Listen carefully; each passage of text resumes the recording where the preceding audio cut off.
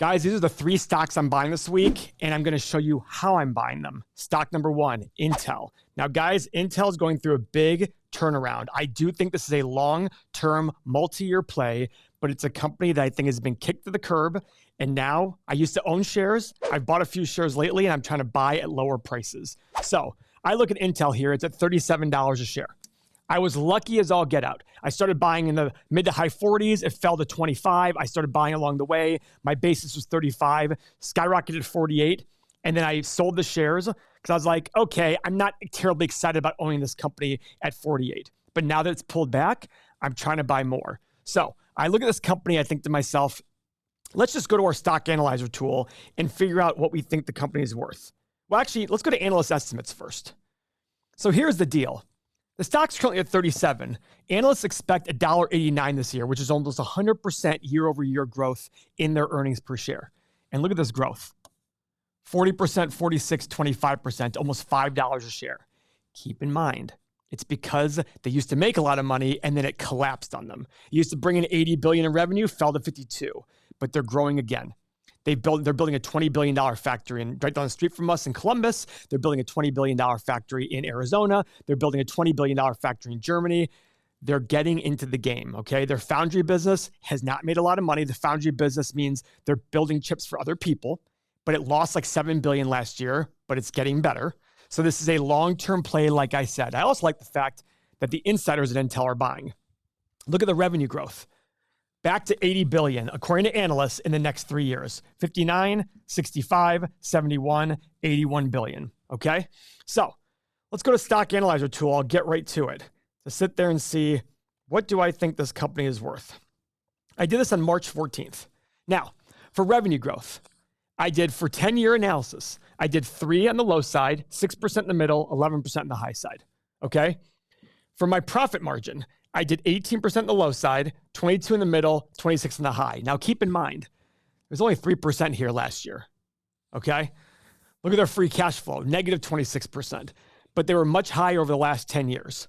So I did the same thing for free cash flow. Now, PE, I went a little bit more conservatively. I did 13 on the low side, 16 in the middle, 20 on the high. Same for price to free cash flow. And for my desired return, I did not put any margin of safety. Remember, you need margin of safety because investing is an imprecise art. We're humans, we make mistakes, and we have no idea what's going to happen in the future. These are the 3 things Seth Klarman says. But I did the 9% return.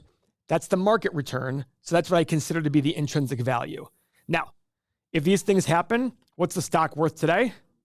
All right, about $32 on the low side, 110 on the high, 55 in the middle. So I'm comfortable buying it at these low prices, okay? So how can I get paid to wait for the stock to fall the price I want? This is something that's very big for me, and I make good return on my cash while I do this. Let me explain. I have Intel pulled up here. I do a thing called I sell a put. What I'm doing there, and this will be confusing for a lot of people. It was for me. It was immensely confusing for me, and then it clicked. But here's what I do. I give somebody the right to force me to buy the shares at a certain price at a date in the future, but they pay me for that.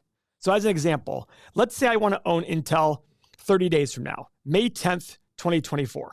And the stock is currently at $37. I want to buy it for $35. So here are the puts here. $35. Somebody's going to pay me roughly 90 cents. So now if the stock goes below $35 on May 10th, I'll be forced to buy it for $35. Okay? But somebody's going to pay me 90 cents for that. So if it finishes above $35, I don't have to buy it. I keep the 90 cents. If I'm forced to buy it for a price lower than 35, I still keep the 90 cents, but I've essentially paid $35 minus the 90 cents, so $34.10, okay? That's my main goal here. Now, you might be confused going, what is going on here? Again, I'm being paid to wait for the stock to go to a price I want. It's cheaper than today at $35 versus 37, and somebody's paying me for it. The risk is it goes to $30 or something lower or somewhere below 35. I'm still forced to buy it at 35. So the big key here is only do this if you're absolutely willing to buy it at the price you set the strike for. The second Intel hits 35, I'd buy it anyhow. So my thought is I might as well get paid for that. I don't care if it's May 10th or in the next few weeks. So what does that mean for my cash? Well, guys, I got 90 cents. My strike price is 35 bucks. That's roughly 2.8% for 1 month. Times 12, that's over 30% return on my money, on my cash to wait. If I did this over and over and over again, I never got the stock, I'd still make over 30% cash on my money. And I'm going to do that for the other 2 stocks we have in here. Now, I don't do it for the entire position. I'll usually buy shares and then also sell puts at a lower price. That way I can dollar cost average on the way down. Now, you can pick dates far into the future or next week. Obviously, the further out in the time you go, the less the premium is. And the closer you are in time, the more the premium is, but you have to buy it for pretty close to the price. Let me show you. So for example, if I go out 8 days, that $35 is a lot lower. Look at it, 10 cents. The same 35 bucks because it's less likely to hit $35 in the next 8 days than the next 30 days. Okay, that's the whole point here. Now, if I go out really far in the future, let's say I go out to a year, 35 bucks, $3.55. It's about 10% for a year out. Because why? What are the chances it hits 35 in the next year? Probably way higher. According to this, the delta is 0.34. That means it's about a 34% chance it goes there to 35 or below. That's the big key. All right, stock number 2, Nike. Let's find us some Nike. Now, Nike, guys, is up 2.5% today. Boo. But the thing I want to show you guys, Nike's all-time high 2.5 years ago was $180. It is at $91 right now. At one point recently, it hit $88. That is a fall of over 50% for a company like Nike. Now, you might sit there and say, Paul, Nike is this. I don't care. I love Nike, and they're going to be a good, slow grower that's not going away. And that's the kind of company I want to own. So with Nike, I sit there and say, okay, same thing here. And let's pull up 30 days from now, May 10th again. And let's say I want Nike for 90 bucks. Wow, somebody's going to pay me $1.56. Let's say I want it for $87. Somebody's going to pay me 70 cents to sit there and wait. Now, what I like to do, I want to make at least 12, depending on the size of the company, 10 or 12% on my put on an annualized basis. What that means is on the month, if I want 12%, I need to make 1% per month. So really right here, am I comfortable owning this around 88 bucks? If the answer is yes, I'm going to make over 1% waiting for the month. So not bad, but I want to sit there and make sure, do I want Nike at 88 bucks? Well, let's go to our stock analyzer tool and see what I did on Nike recently. Because I can pull up the history and I sit here and look and go, okay, now fair value is about 88 bucks based on my numbers here. So maybe I'm okay with that, or maybe I want it cheaper. So you know what I can do? If I want it cheaper than 88, but I want some premium, maybe I go out further. Let me go out to June 21st at $85. I make $1.26. Now, it's 71 days away, but I'm making 1.5%. So that means 5 times a year, I'm making roughly 8% of my money. Not great, not bad. And you get to decide for yourself, what's the right, do you want to just get the $1.26 and wait for 85? Or do you sit there and say, Nike has some downward momentum, maybe I'll wait. This is all up to you. I cannot tell you the right reason, the right thing to do or the wrong thing to do. I sometimes go out further and pick a closer strike price, but it's a way for me to get shares at the price I want to get them at and be paid for it. I'm always happy to get the shares, always. I've never not been happy.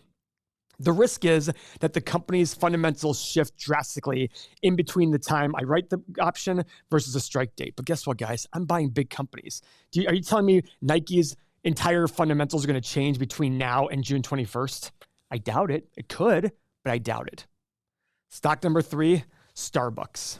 Love Starbucks. Now, at Starbucks, I always get one of 2 things, a peppermint hot chocolate in the wintertime and a double chocolatey Frappuccino low-calorie drink. I do modifications to it. Ends up being about 100 calories, and I love that drink. Actually, I wonder if I have it in my phone. I have it somewhere in my phone because I have it on my Starbucks app, so I just reorder it every time because it's too hard to remember. Starbucks, all-time high of 126. Low, just today, $85.43. Actually, just today, literally today, $85.43. Now it's at $85.41, even lower. Look at analyst estimates. Look at these EPS. 19% growth, 17% growth, 16% growth, 20% growth, 17% growth, almost doubling its earnings per share in the next 4 or 5 years. Guys, Starbucks, they're doing a better job. Their same-store sales are up a lot. I love it. Look at their revenue growth. I'm actually surprised by this revenue growth. Almost double-digit every single year. 9.8, 10, 9.6, 12, 8.9%. That's a lot of growth for such a big company. Remember, how many Starbucks are in Africa? You're telling me at some point in the future that's not going to be a growing market for them? Of course it will be. And that's what I look at it. Starbucks is the kind of company I would own for 20, 30, 40 years.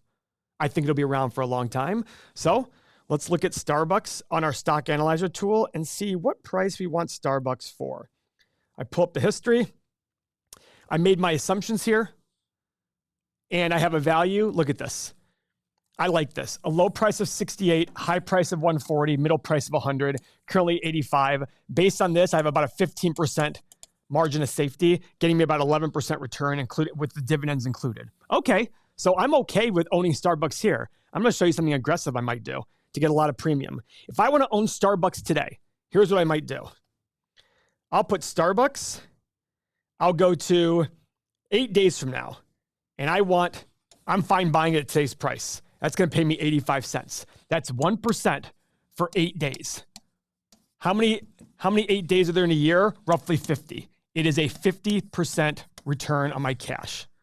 Remember, if Starbucks goes below 85, let's say it goes to 80 by next Friday, I'm still paying 85. I keep my 85 cents. So it's like I paid $84.15. But guess what, guys? I'm fine buying it today at $85. So I might as well just get some premium, buy some of the shares and sell puts on there.